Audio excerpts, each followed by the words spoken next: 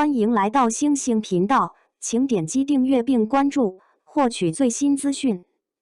赵丽颖与小狗治愈感拉满，从楚乔到神宇，用角色传递女性力量。与其说这是一组治愈感拉满的写真，不如说它更像一次对角色内心的温柔延伸，把人物的锋利与脆弱同时放在同一帧画面里。赵丽颖这次的呈现，恰好抓住了这种微妙的平衡。画面中，她身着简约白大褂，内搭墨绿色衬衫，利落短发让整个人显得干净而克制。这种造型没有任何多余装饰，却精准贴合她在《谁是凶手》中饰演的神宇，一个理性、冷静，甚至带着某种压抑偏执的心理医生。然而，当他怀抱那只软乎乎的白色小狗，侧头轻笑的瞬间，人物的另一面也随之浮现。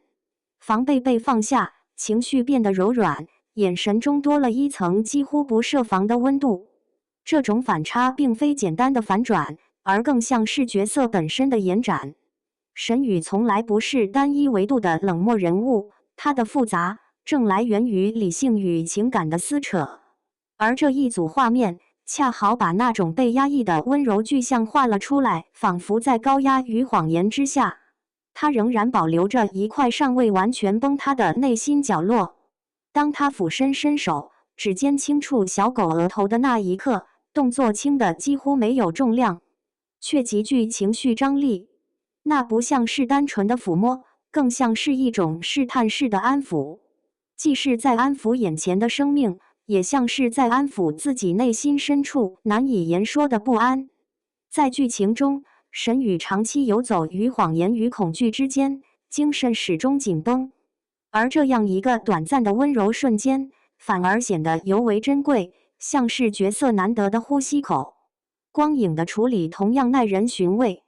他的侧脸被柔和光线勾勒，一半明亮，一半沉入阴影。这种分割不仅强化了画面的层次，也隐喻了人物的内在结构、理智与情感。善意与阴暗并存，让人难以简单定义。他抬手整理耳边碎发，眼神时而望向远方，时而落在镜头之外，那种若有所思的停顿，让情绪停留在未完成的状态，反而更具延展空间。如果把这一刻与他早期塑造的角色对照来看，会发现一种有趣的延续。从楚乔到神宇，表面上是类型的跨越，前者外放坚韧，后者内敛复杂，但内核却始终一致，都是在极端环境中寻找自我，守住某种底线的女性形象。区别之在于，楚乔的力量是外显的，是对抗命运的锋芒，而神宇的力量则更隐秘，甚至带着代价，是在混沌中维持自我认知的挣扎。也正因如此，这组与小狗的互动才显得格外动人。它不是单纯的可爱加成，而是让观众看见角色仍然具备感知温暖、回应温暖的能力。这种能力本身就是一种力量，不是张扬的，而是内在的、持续的。整体来看，这组画面之所以有治愈感，并不是因为它刻意温柔，而是因为它在复杂与柔软之间找到了一个真实的落点。赵丽颖没有把神宇简化为某种标签，而是通过细微的表情与动作，让人物保持着流动与矛盾。这种处理方式其实比单纯的强女性叙事更有力量，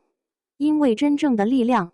从来不只是坚硬的一面，也包括在不确定中仍然愿意温柔，仍然没有完全失去感知世界的能力。